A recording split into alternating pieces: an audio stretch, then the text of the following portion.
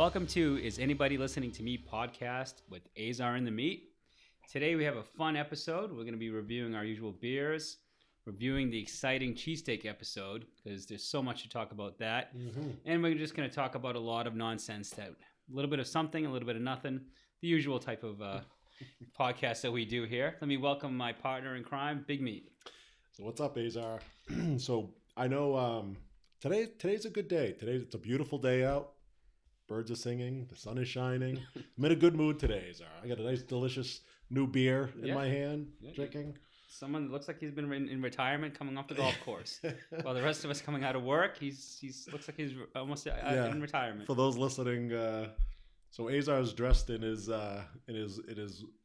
business attire, his Sunday's best, and I got my t-shirt, my shorts on.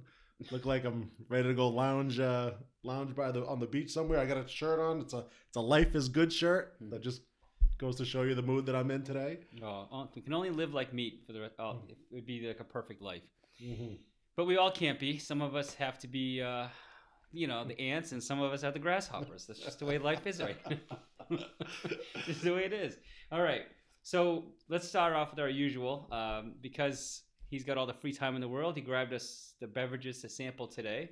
And due to some recommendation from one particular individual, because we brought up the banana beer, the Golden Monkey, and we were talking about how you don't often see a banana beer.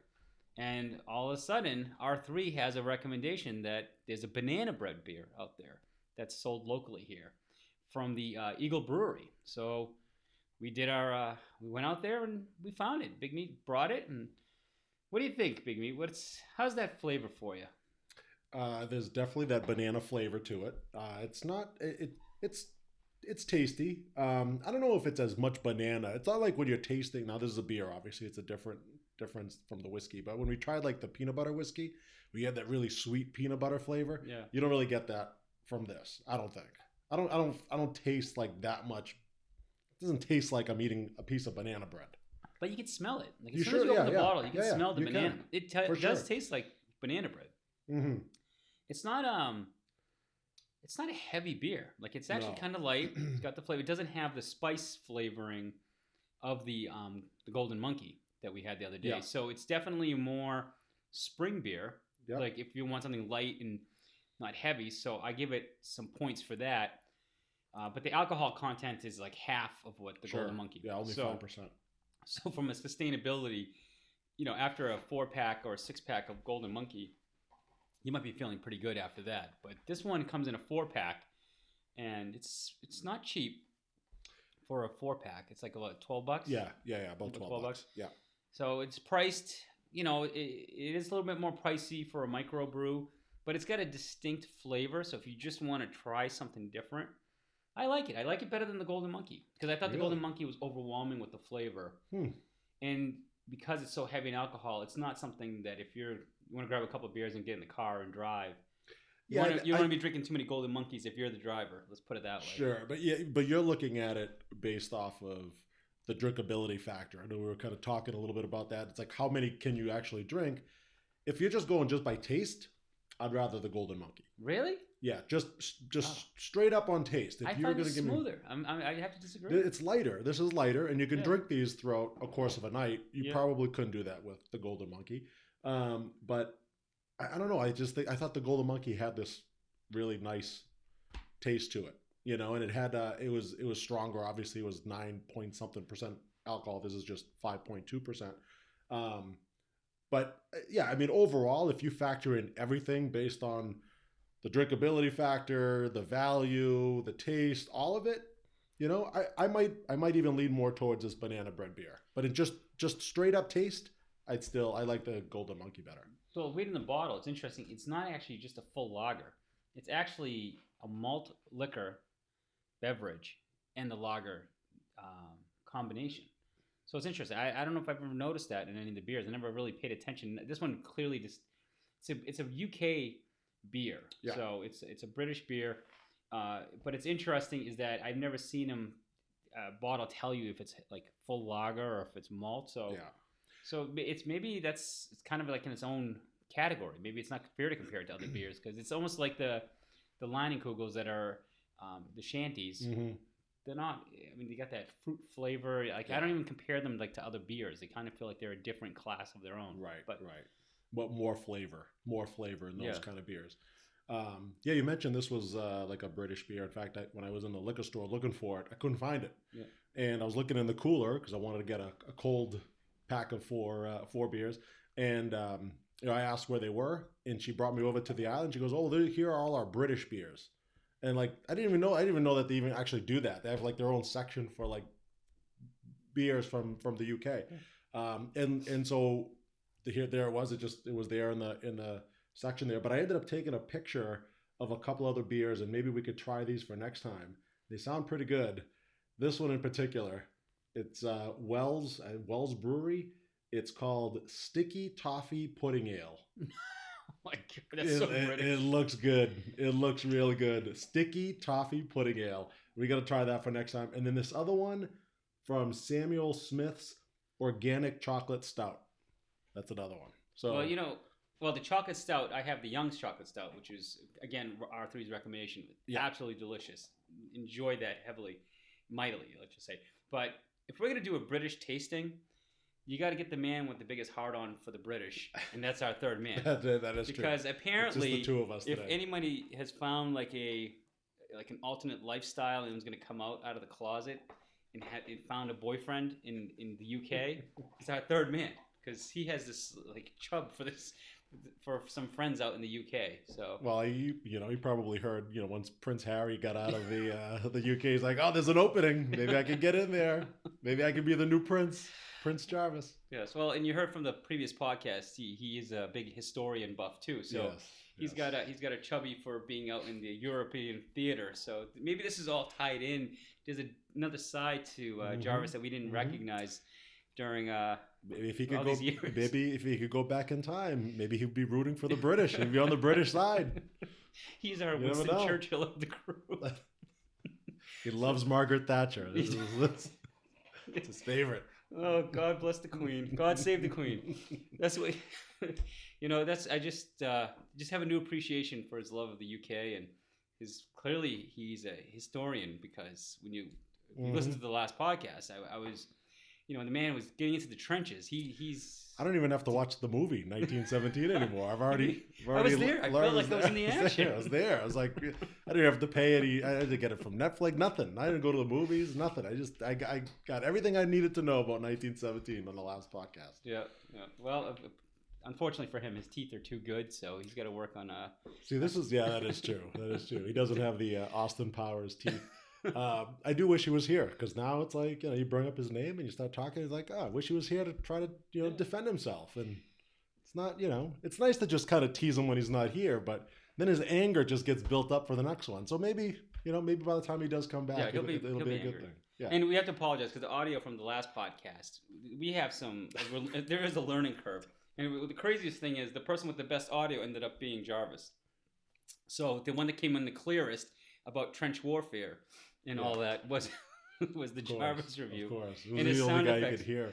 And I still was trying to figure out, as I was listening to the last podcast, just to kind of see how it sounded. And I was a little lost with this whole dog biscuit. When he was reviewing the peanut butter whiskey, he kept on referring to it like eating peanut butter dog biscuits. And I was kind of wondering, I forgot to ask him, like, are you sampling dog biscuits before you give it to your dogs? Like, why do you know what it tastes like? It was kind of the most bizarre comparison of an alcohol to a dog biscuit and its taste. I again, now that I listen to it and go back to it, that moment, I wish he was here to kind of put him on the spot and ask him, what's up with the peanut butter dog biscuits? So doing these podcasts, right? This is the 16th podcast we have done now. I don't think there's been one podcast that we've done where after I'd listened to it, I would say, gee, what the hell were we just talking about? There was always a moment there where I'm like, whoa, did I really say that? Or like, did Jarvis really say that? Or did Azar really say? And I wish you could just kind of go back and say like, oh, that would have been a great counter to what he was saying.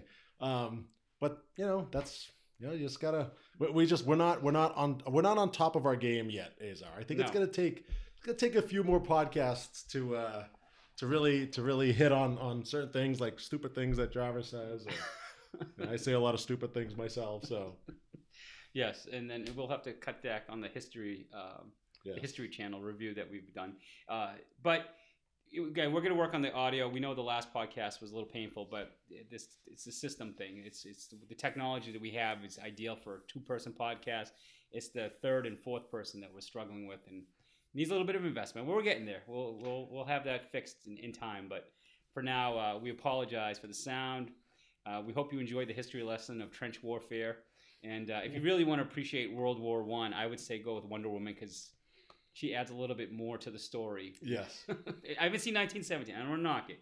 But I think seeing Wonder Woman coming out of the trench is much more exciting than 2 guys crawling out of the trench in trench warfare. But So we just gave our little review here for our banana bread beer, and we were talking earlier about, at some point we need a woman's perspective on our podcast, and we were talking a little bit about the wine tasting because people are asking our recommendation on wine. Right. So the wine tasting would be good. I don't really drink a lot of wine. Once in a while, I'll go at all the glass here and there, whatever.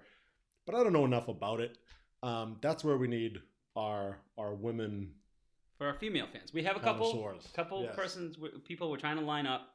Again, it's a matter we got to improve the technology so all 4 can be captured on the audio clearly. But soon. We'd like to, for the lady fans out there that are starting to listen, we definitely will include a wine tasting, a wine recommendation podcast. Yes. We're going to start with the reds because when guys are asking us, hey, we're doing this dinner, we're all kind of like tripping over each other. So we just want to make sure that we're going to satisfy everybody in the audience. Yeah, and for selfish reasons, we want those female subscribers as well. Okay, of course. We want to expand our market. We want to broaden. Yes, exactly. Yes. So I don't think women really care that much about Star Wars and Netflix shows and The Witcher. I don't think any guy is interested in learning any more about The Witcher or 1917 trench warfare. We got to get a little bit more of the female audience tuned in here. Yes. Well, we have our priorities. Jarvis talks about trench warfare. John Big Meat wants to know about nudity in the movie. So apparently there's a disconnect on the priorities. What we think is a good movie versus someone that wants to see an actor go through post-traumatic stress syndrome in the movie or shell shock or whatever. If you want to learn about nudity, then you go listen to Mr. Skin. He's the expert in that department. Is he still around? I think so. He built an empire there on what he was doing. Yeah, I think Twitter killed that because you can find all this stuff on Twitter now. I haven't heard his name in forever. So another debated topic. So anyways, let's just wrap up the Eagle banana bread beer. So from a flavor, I think using Jarvis as his new scale of things, I would say from a flavor, I actually would give it, compared to other beers, I'd say it's a 3. Right? Is that fair? 5 being the best? 5 being the best? Yeah, I would say above average. Yeah, it's tasty. It's average and above average. 3, I don't know what he was talking about. 3 to me is like average because that's the hump of. But anyways, I'm not a math whiz, but anyways, so I would give it a 3. Sustainability. It is a light beer. I think you could drink this 4-pack easily. I don't think you're gonna get messed up on it. I think it's a kind of like hanging out at a cookout kind of beer. If you want to be different, you want to come in there with something different. So I would give that a 4. And then from cost, it is a little bit pricey, so I would give it like a 2 because it is kind of pricey for a 4-pack. It is for a microbrew type of beer. So I would say that would be a total of a 9 out of 15 score for me. So I think that's. I would agree. I would say that's about where I would rank it. Yeah. I mean, it's not a perfect 15, but it's different and it's worth a try. So I'll give it that. And being a marketing guy, I can appreciate the creative logo that they have on there with the banana peel and the glass of beer coming out of the banana. But it's not the psychedelic monkey that you thought was going to get you. No, it's not as well. I mean, I would say this one would win the competition for creativity on their unlike the peanut butter whiskeys with a sheep and a ram, and I'm still trying to figure out what the hell that's all about. And I do like the logo of the PB&W, the Carnival bag of peanuts. I did too. I don't understand why Jarvis was knocking it. He said that looks cheap. You know what? I thought it looked actually fine, but he's such a harsh critic. His scoring is pretty rough. I mean, where Meat's so generous with the cheesesteak scoring, when it comes to Well, apparently, if Jarvis is setting the bar of dog biscuits, Yeah. is alcohol based on what a dog biscuit tastes, maybe his rating system needs to be evaluated because the bar is pretty low. Like you basically just have to beat a dog biscuit in his eyes. So. Yeah, his scores that day was he didn't give anything higher than a 24 out of a 30. For the cheesesteak. Yeah. Yeah, he's a hard scorer. I mean, the man's got his priorities. All right. Well, speaking of the cheesesteak, want to give that another quick Well, review. that was a big controversy. We thought that was, a well documented, like we took the time, well researched. There's been a lot of criticism over our selections, Azar. A lot of criticism. I'm still trying to recover from 8 cheesesteaks. My arteries. I just started. I had to run. It was like running like sludge getting it out of my. It did take. I did go 2 days later and have another cheesesteak. I did. You got back on the horse. I did. It took me a day to like recover. I said, "All right, now I'm back at it. We got another cheesesteak." Which is pretty disgusting. Like, who eats 8 cheesesteaks and then says, "I'm craving another cheesesteak"? I had to go back to Brick House to redeem myself over the burrito that they served it in, and I had to ask. I said, "Look, do you guys have a sub roll?" They're like, "Yeah, of course." Like the other day, we ordered it, and somebody came to pick it up, and it came in like a wrap, and like he didn't ask for it, and she looked at me like I had 6 heads. Like, what do you mean? Like, no, like we have it in a wrap as well, but like we normally serve it in a sub. So maybe they just ran out that day. Maybe Jarvis. So they're instead of saying we don't have it, they put it in a wrap for Yeah, it? I don't know. That's bullshit. So I agree. You got to knock down some points for incompetence there, but if I had that was served on a cheesesteak. plate, if you were sitting there and they came down and gave you another burrito, I would have been like, "What the hell is this?" Oh yeah, I ordered a would've cheesesteak. been. Yeah, Like, I've had it there before, and I remember the sub roll. That's why I was surprised when he opened it up and it was a burrito cheesesteak.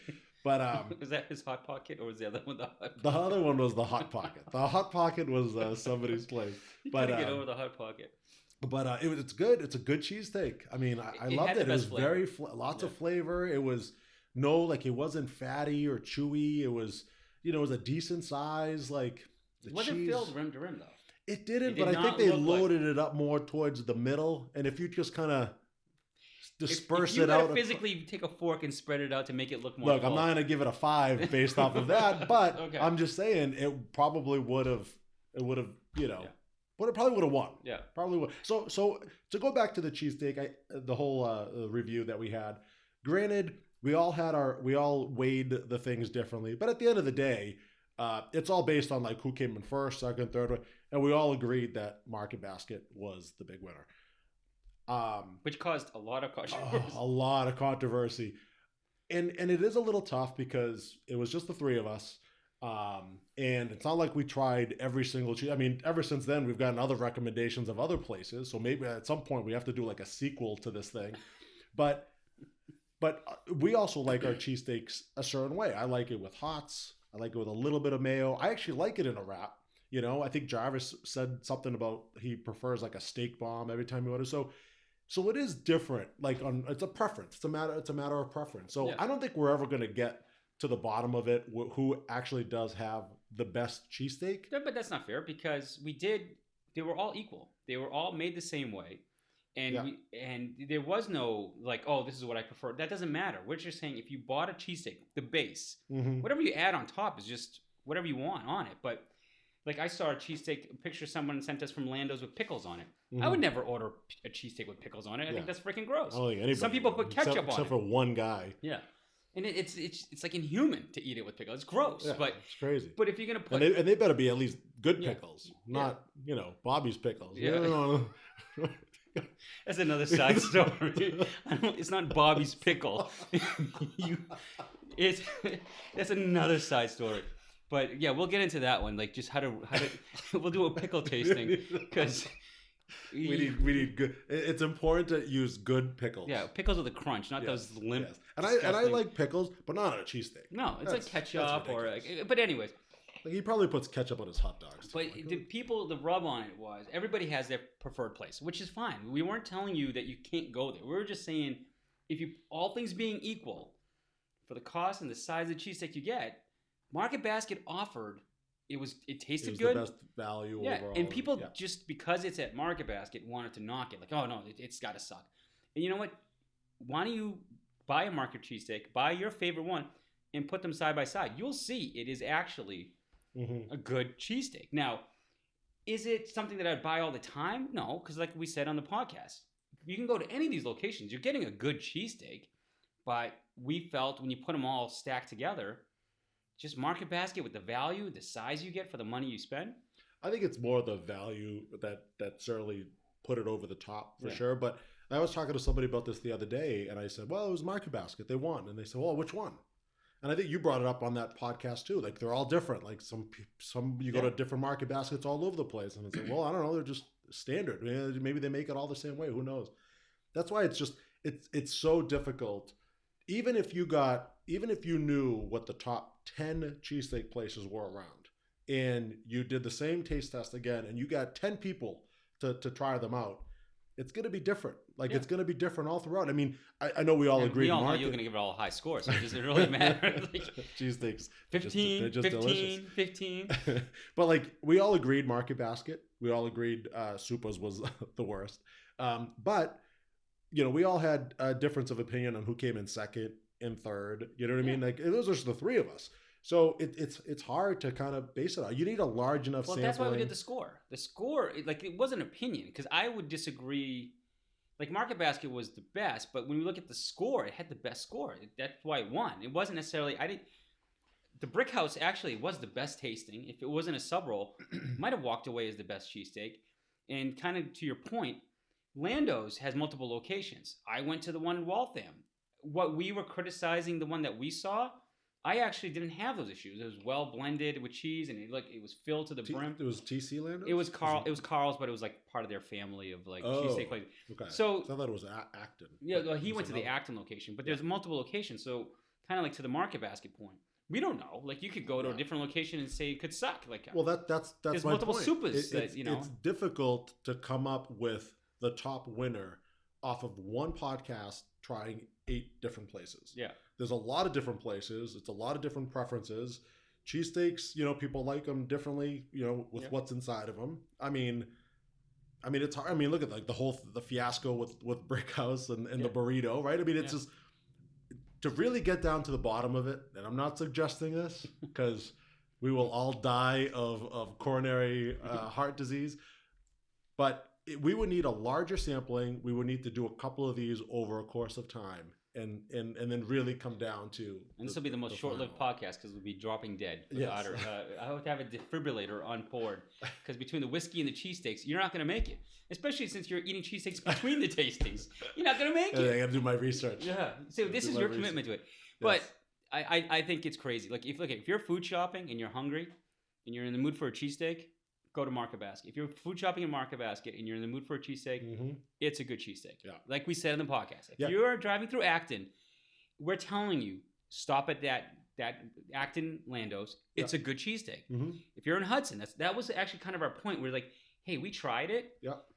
We did the work for you. We did the work. We're telling you, if you're in Hudson, Cahill's is a good cheesesteak. Now, based on its cost and something, like if you had to choose and you're driving past the Hudson Market Basket and you have a choice of going to that Hudson Cahill's, if money's tight, go to the Market Basket. You're gonna get a good cheesesteak. Yeah. But if you want to try something different, we basically were recommending different places that maybe you never thought of to stop at. So we're just telling you. And if you're in Lowell, just drive right past Supa's. Go to the one in Pelham. Yes.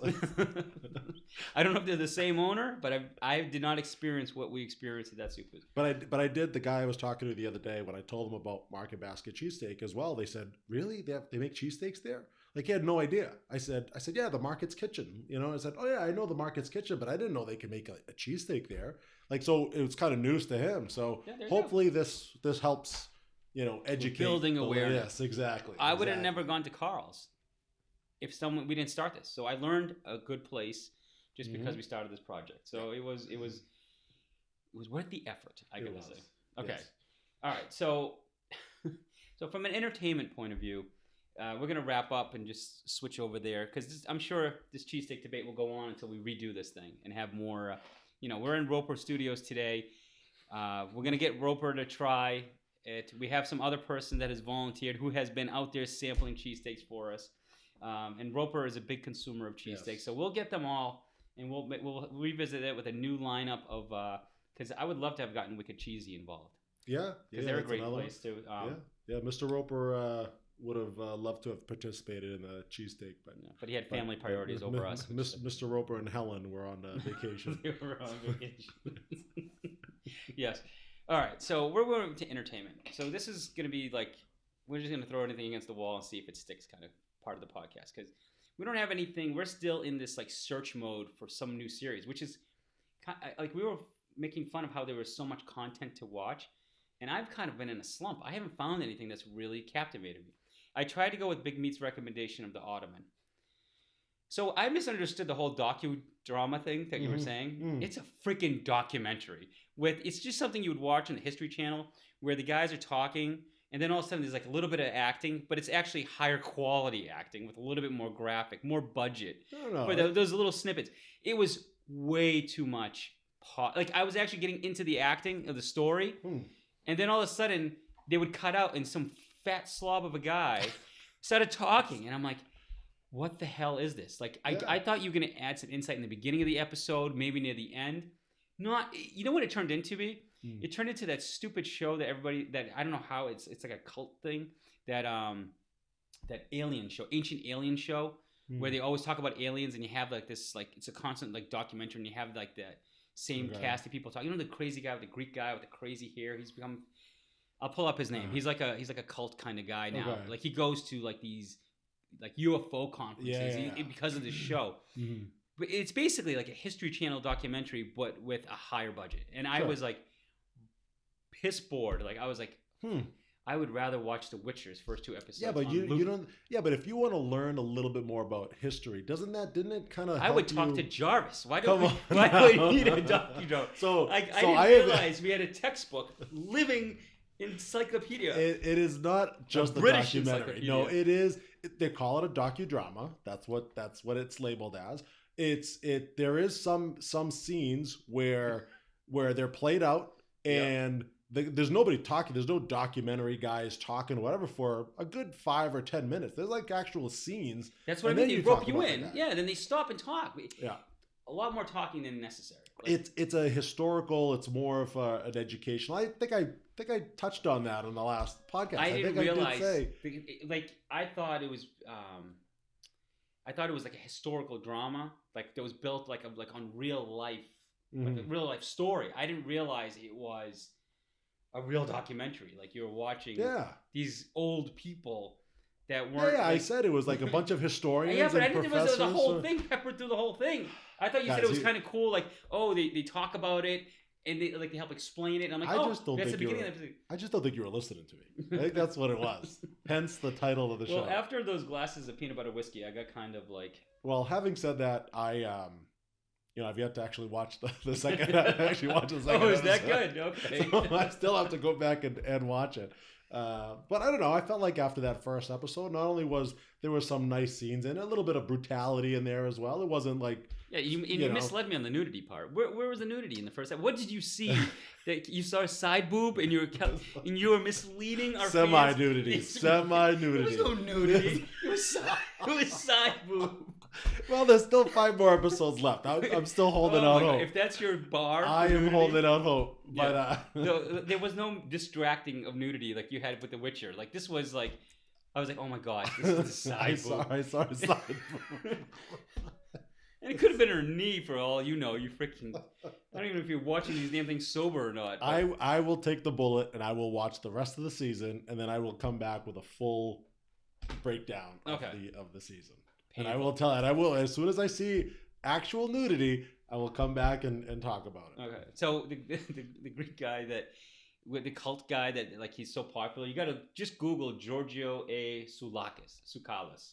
He's this Greek guy that does this ancient alien show, and he's like, it's just, if you watch that documentary, you will get, it's that type of casting that they use for this docudrama. He's like crusty old guys that just all of a sudden randomly come on and talk and interrupt the show, and the side boob that Meat is so desperately trying to watch. But anyways, so in the drought, I've been trying to find a series, and I actually Googled what some of the top like series that are out there right now, either on Netflix or Hulu, and I was like, their ranking is kind of biased. Like Hillary came up high, and I'm like, what? I don't want to watch a Hillary documentary. Like I don't know. And a lot of the shows they were recommending were kind of older. So I said, you know what? I'm just going to jump in.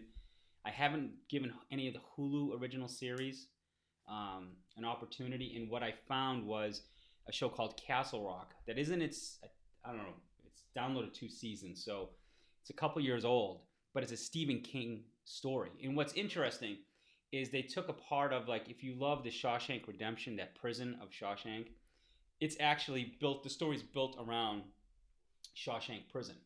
And it's got like that, supernatural component that Stephen King has, that creepiness. Wait a minute. I'm going to just interrupt. I'm going to just jump in here and interrupt you. You just said the show's called Castle Rock, right? It's about, it's about the prison there. What's the Shawshank Prison. Shawshank Prison. Yeah. Okay, so this isn't like The Rock from like one of your favorite movies of all time. Oh no. Okay, this isn't one That's of those. Alcatraz, you jackass. I was gonna say. I was trying to think of Alcatraz. What the hell's the matter with you? No, I know. That's why I had to ask her. I said, This wait is a minute. why we need the historian Was here. it like is it because it's bringing back that? Jarvis is our docudrama guy. Yeah, he is our he is. Greek He's Sulakis nice guy. story. He's got to wile up his hair. You got to Google his picture and we got to take a picture of Jarvis and put it on the YouTube with that crazy hair. Okay. And the cockroach is great at photoshopping. If he can do that for us, that's who he is. He's our historian that adds a little bit of it's like, because he's full of facts. Like, he's like, if we can't remember a name on the podcast, he will text me. He goes, "You dummies, that's the name of that person or that actor." He's a walking book of useless facts. That's for sure. Walking Snapple bottle. But anyways. Yeah, but you just mentioned Castle Rock, and I said, "Wait a minute, is there a connection here? Do you?" No, like you just want me to talk about Nicolas Cage, one of I the was gonna shittiest actors. So I was just gonna bring up. I was like, for it to be one of your favorite movies of all time, and your hatred for Nicolas Cage, well, it's just so ironic. See, the success of Nicolas Cage's career is based on partnering with other actors that are superior to him, that help dwarf his stupidity in terrible acting. It is the Keanu Reeves factor. Like, he's a terrible actor. He is a terrible actor, but I do like him in a lot of movies. He's more likable than Nicolas Cage. Yeah. But because Nicolas Cage is the worst over actor. Like, he's just terrible. But like, when you think of The Rock, which is one of the best movies, like, I would say probably my top 20 of rewatchable movies. Like, if it's on, I'm watching it. Sean Connery and Harry. There it is. Great cast. He mentioned it. He's got a heart on right now. He mentioned his name. Speaking of British men, he loves some Sean Connery. I do love some Sean Connery, but he is terrible. But anyways, Castle Rock. I started. It's a creepy show. It's got that suspense. It's got that. So it's got that mystery thing that I think you like because of the Lost show. There was always like that supernatural component. It's like you're waiting for him to explain it. Okay. So if you liked Lost, you like that. Again, this is based off my first episode. I've just started diving in. I haven't had a chance to binge watch, but it's something that I love. Stephen King stuff. Like I talked about it in another podcast. I'm a big horror movie type of science fiction type of person. I'm looking forward to kind of diving in. It's 2 seasons. So the feedback that I've talked to people that have watched it is positive. So if you haven't, if you're looking for something that's original programming from Hulu and haven't had a chance, I would recommend that. That's kind of okay. Yeah, I don't think I've watched anything on Hulu, but I mean, if you're saying you're comparing it to that show Lost, which is one of my favorite shows of all time, then I might give it a shot. Yeah. Once I finish The Ottoman. Yeah.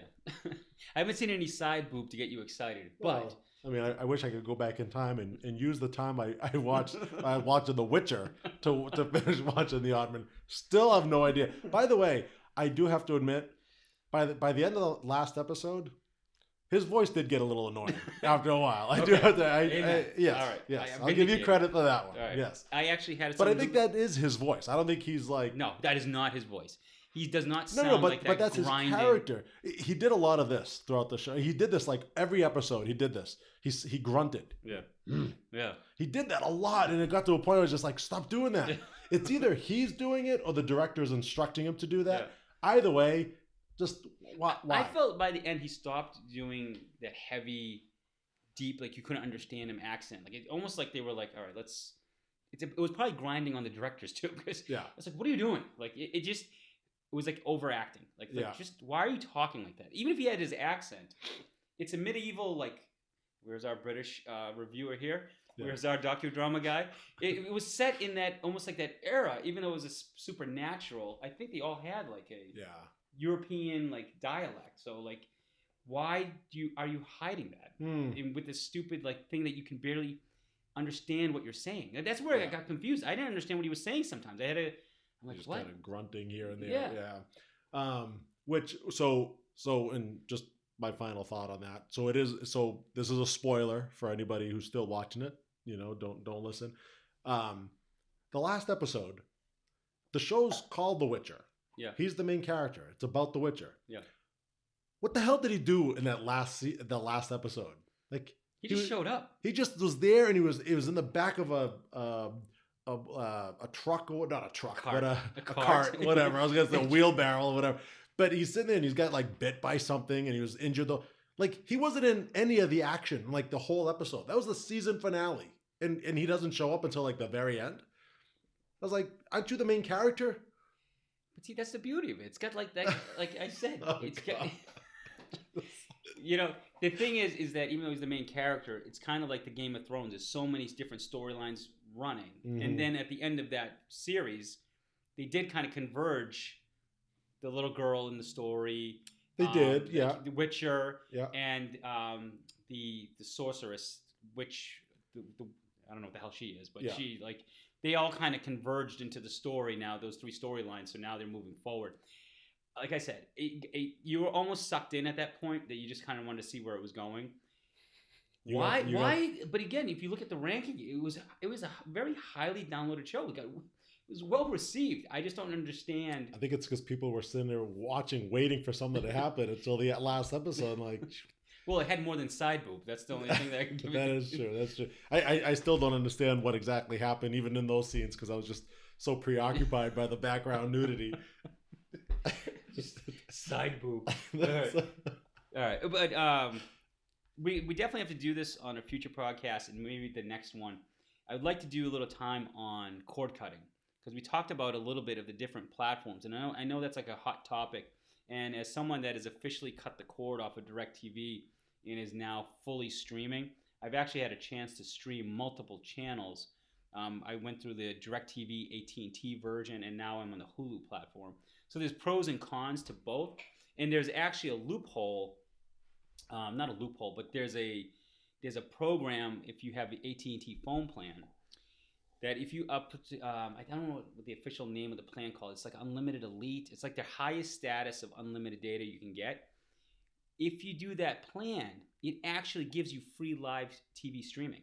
Mm-hmm. So you can actually avoid paying a separate fee for streaming TV, and it includes HBO Go, which is actually so you get this free service just by. So if you're currently have an AT&T plan and you're on an unlimited plan, if you actually upgrade into their Elite plan, it's a little bit more money, but you can actually offset. And the only difference is that you, instead of getting like 60 or 70 channels of streaming, you get a lot of the big players, all like the ABC, NBC, TBS, TNTs, some of the ESPNs. You get these channels, and then you get HBO Go. So, if you're looking to cut cord costs, but you're already paying a high cell phone bill, and you just want to up your cell phone bill up a little bit more, and now you got free cable streaming, it's the way to go. But I'd love to spend a little time talking about Hulu and the different platforms, because if you're going to cut the cord and go live TV, it's a big commitment, but it's such a huge cost saver. Like, I can't believe why we were wasting so much money on live TV, like on DirecTV and all those platforms, because I don't miss it. And it's just crazy that all this time, like it took us to kind of make this decision of like, what are we doing? We're streaming all these shows. So anyway, that's a little sidebar. Okay. No, that's good information, because I know a lot of people are always looking to cut back their cable bills and everything and save a little bit of money. And if you could do it, there's those little kind of loopholes or ways around them, then absolutely. Then so be it. And I haven't maximized as a Hulu person. I switched to Hulu because I actually was missing NBC Sports Boston, so I was missing out on the Celtics. So if you are a huge Celtics fan and like NBC Sports, if you're someone that watches the Felger and Mash show live or whatever on TV, you need the Hulu app. That's the best way to go for that programming. But I got to say, like, that Hulu app also packages Disney Plus and ESPN. So I haven't seen how I can I was one of those suckers that bought Disney Plus for the year. Yeah. So I'm kind of like, there's no point in me switching anything. I already paid for it, but it's something that I want to see how I can bundle all that and see kind of cost savings. You haven't watched all the new exciting programming on Disney Plus? No, as we said, I'll see you in the fall of 2020. It's brutal. Nothing new. Nothing new. Nothing to see here. Nothing to excite me at all. All right. So we don't have a lot of sports today, so we're just going to keep talking entertainment. Yeah. And you wanted to talk about the Birds of Prey movie with Margot Robbie. Yeah, Margot Robbie. So we were talking earlier about, and maybe we could save this for another podcast, but like, who are like, we even touched on it earlier with like Sean Connery and Nicolas Cage and Keanu Reeves. Who are your like favorite actors today who you like to actually see in movies? Whoa. Do not put Sean Connery, Nicolas Cage, and Keanu Reeves. No. Sean Connery is in the best category. No, I was going to say. And who's the shittiest? You did not let me finish. No, you lumped them together. No, you would not let me. I was just man. about to say, like, including in the top actors who you want to see, who are the worst actors that like you don't want to see because, like, I know Ben Affleck is another one. Special place in hell for. I made it clear. Pearl Harbor comes up in that war from docudrama boy. I will be very upset. I actually don't mind Ben Affleck. Of course I don't. Here it comes. I don't. Man that loves side boob and Ben Affleck. That's all he needs. I'm not saying I love Ben Affleck. I just don't. I don't mind him sometimes. Just like I don't mind Keanu Reeves. I actually like a lot of the movies he's in. John Wick and Bill and Ted's Excellent Adventure. There you go. There is a third one coming out by the way. I saw that. I know. I kind of figured out the commercials. What other movies did he play? Speed, The Matrix. I think those are good movies. Speed, yeah. But what made Speed? What, she gonna say Sandra Bullock? Sandra Bullock was the better actor in the whole thing. Well, I'm not saying he's a good actor. I'm just saying they were good movies that he was in. Oh my God, what a disgrace! Anyway, where the hell were we going with this? Margot Robbie. Let's go back to Margot Robbie. So of course, I've never seen anything she's acting other than the freaking Suicide Squad. No. She was in the one with Leonardo DiCaprio, Wolf of Wall Street. Oh yeah, that's right. I found that out. I didn't realize that was her. And she was also in. She was in that new movie with the Fox. Was it the guy? See, we need Jarvis. He's He's sober now, which is funny. You're less helpful when you're sober than when you're. She doesn't play.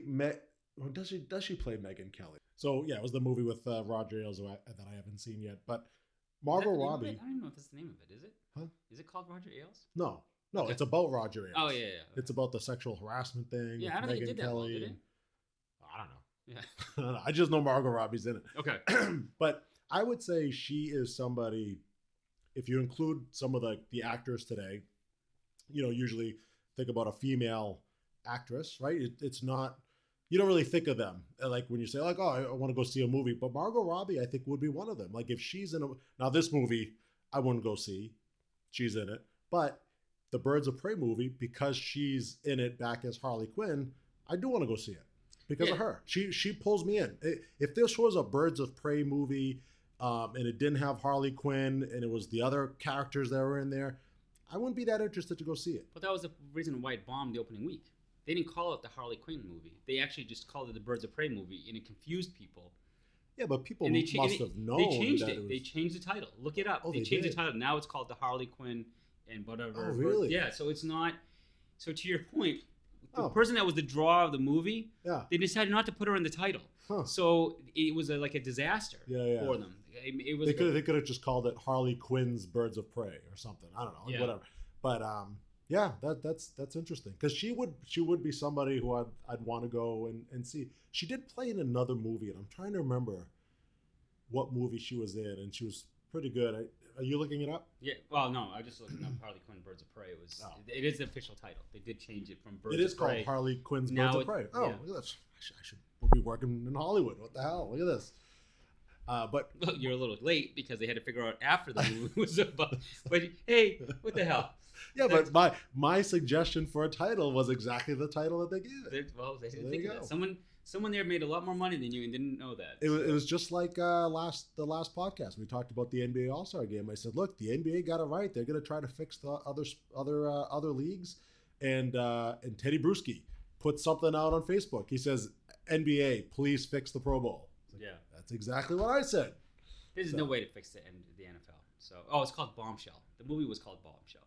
And I guess she's in Once Upon a Time in Hollywood too. Yes, so I watched that a couple of weeks ago. You're right. She wasn't there. Was it worth it? I like Quentin Tarantino movies. This one was a little slow for me. This one, I wasn't a big fan of I heard it was kind of overrated. Like there was a lot of hype on it. It was kind of overrated. I didn't see it. I'm not a big. I like his style. Like I like the dialogue mostly. Like if you watch a Quentin Tarantino movie, you have to appreciate the dialogue in some of the scenes. Like so it can get a little slow, but it's the build up. It's the build up to something big happening. I thought this one was just like there wasn't really a lot of build up until maybe the very end. I don't know if you know, like the movies about Manson, the Manson. Oh, I didn't know that. Yeah. So like that's kind of what it was building up. It looked to. like it on the previews. No, it doesn't. It doesn't until you're watching it and you're like, oh, okay, now you're connecting the two together. Yeah. But no, Margot Robbie was great in that movie too. Yeah. Great looking or actually great acting? I'd say both. She's good. I think she's a good actress. I think she was nominated. For Best Actress. Yeah, no, I know. She actually is a good actress. She actually does. She plays a very diverse number of roles. So she is one of the good actresses. And I think her, like now that you've seen Scarlett Johansson in a lot of, like she's made some movies on her own and they were kind of okay. Mm-hmm. Like I forget there was one that she did. It was another sci-fi movie that was kind of like a bust, but she's making her own Black Widow movie. So she was so good in the Avengers. Mm-hmm. Now that she's doing her own movie, I'm actually kind of looking forward to it because I actually liked how she played that character in that franchise. Yeah. So it's something to look forward to. I think she has some of that billing. Sure, I would say so too. Yeah, there's actually, it's kind of sad. There's not a ton of movies right now that you would think for the winter months really get excited for. Like I was. Yeah. Bringing my son up for his birthday, and we're kind of going over movies. And like Bad Boys 3 came out. There's not a lot of buzz around Bad Boys 3, and I like those movies. And I'm like, yeah, whatever. I did watch Sonic the Hedgehog. Yeah, it was pretty good. It's a good family movie. All right, so if you guys still have young kids, Sonic the Hedgehog. I actually said to my son. Go ahead, bash it. No. I said, would you like to go see Sonic the Hedgehog? He goes, Dad, are you crazy? Well, okay. But he's 13. He thought I was crazy. So he is too young to remember. Sonic the Hedgehog was around when I was a teenager, the video game. Yeah. And it was the first game that I played on my Sega Genesis. And I loved Sonic the Hedgehog. It was great. And so now this is almost like it just brings me back like, oh, I'd like to go see it because I was such a big fan of that video game. The movie wasn't bad. Oh, I'm not knocking my son. No interest. Jim Carrey was in it. He played the villain. That's what I tried to sell Jim Carrey on it. Like I'm like, Jim Carrey's in it. He's like, yeah, but he doesn't know who Sonic the Hedgehog is. That's why. I mean, it's more of a nostalgic, movie for somebody like us to go see. I don't know if you've ever played Sonic the Hedgehog. Oh, I played it, but I don't know if I'm that nostalgic about Sonic the Hedgehog. Did you go see the Mario Brothers movie? Which one? Which 20 years ago? I did actually go see. I didn't go see it at the movies, but I did watch it. All you need to know, folks, about nostalgia. I'm just saying, look. It's Sonic the Hedgehog is not a movie that I would call you and Jarvis and a couple of buddies. And, hey, let's go see a movie. Let's go see Sonic the Hedgehog. I watched it with my kids. It's so nostalgic, though. So I watched it with my kids. It was pretty good. In fact, they actually had to redesign how Sonic the Hedgehog looked. They made the movie like a year ago, and they put the trailer out there, and everybody complained of how he looked. He just didn't look right. It looked weird. It just didn't. So they had to go back and like change how he looked. And so the movie was delayed like 6 to 8 months because of it. Well, the character looks pretty spot on to the now to the it game. Does. Yeah, but look I didn't realize that. Go YouTube like an old trailer of Sonic the Hedgehog. He looks creepy. It just doesn't look right. Yeah. And through all the fan criticism, they actually had to go back and actually change it all up. So that was another one of the intrigue of wanting to go see it and be like, all right, they put all this money back into changing it. Like, how good did it look? I liked it. You liked it. All right, you get an endorsement. From our no nudity in it. No side, not even a side boob, no trench warfare in it. Not a lot of death and destruction. I gotta find someone else to go to the movies with because I got docudrama boy, I got nostalgic boy. Is Roper available? Does he go see movies? I'm desperate. You were talking about movies, and I said I went. That was the last movie I went to go see. I saw Sonic the Hedgehog. We've lost all credibility in the last couple of weeks with all these podcasts. I don't know what's happened to us, but we've lost credibility. But Well, we got to appease to the kids out there, or appeal to the kids out there as well. Not just, we talked about the wine earlier for the women. Now we got to appeal to the kids too. Yeah, although if you have kids out there, I wouldn't recommend them listening to our podcast talking about side boobs and. Yes, which I was listening in the car as a playback. So I'm running out of ideas for today. So I think we had a nice 50-minute episode here for you guys to kind of fill in some time. So we've been dropping them a little bit more frequently. So hopefully you'll enjoy this one. This one was just kind of catching up on some of the things that we did because we were excited about the cheesesteak episode. And we did try a new beer. And we did give you a couple of recommendations to watch. But, this is a quiet time. I think as we get into the NFL draft and we get into the summer blockbuster season of movies and stuff coming out, I think it'll be a much more exciting time of topics to talk about. But right now, we're just digging deep to find a show. And the final update, still nothing on Disney Plus. Still got nothing. Still got nothing. It is. It's a slow time for sports, so we kind of cutting out that. But March Madness is around the corner. We talked about that in the last one. We'll surely need Jarvis in there because I don't really watch a lot of college basketball. March Madness comes around and it's like. But are we going to listen to the history of college basketball? Oh, jeez. I'm just gonna go with how my wife picks the teams. She likes the team name, the mascot. Yep, they're gonna win. Yep. And then I have just as good a chance as winning as anybody. So your betting podcast that you're gonna be launching soon will be just flying off the shelf. Yes, no. Don't listen to me when it comes to college basketball. I don't know enough about it. I don't listen to you about any kind of betting, actually. Thanks. But do listen to me on the Ottoman Rise of Empires. But don't listen to Azar when it comes to The Witcher. Well, if you need a good nap, The Ottoman is a good show. Or if you want to watch another docudrama like Ancient Aliens, knock yourself out. Yes. Bore your brains out. All right. As always, folks, remember you can catch us on Apple Podcasts. We are on SoundCloud, which is what kind of our primary podcasting platform that we use, and we're on YouTube. And it's my son's friends are now streaming us through YouTube. So. God help us. God help us. I can't imagine the parents' expression on their face when they wonder what their kids are listening to. Next time I come over your house and his friends are there, they're all looking at me funny. He's gonna be giving out autographs. One final thought. We didn't still. I know we bring this up in every podcast, and just to kind of talk about Jarvis one last time here. We didn't forget about the wing eating competition. So far, just me and him. So anybody who wants to step up, there's all these big talkers out there. You guys talk a big game, but no one's stepping up to participate in this wing eating competition. It's just going to be me and Jarvis. And if that's the case, that's fine. I'm just going to have to go Tyson Fury on his ass and take him out. On that note, all right, folks, just think of Tyson Fury here eating his cheesesteaks, hot wings. What a symbol! Can't wait for angry Jarvis to come back. This is purposely meant to antagonize him. All right, folks, we're here in Roper Studios. We're going to be signing out. Until next time.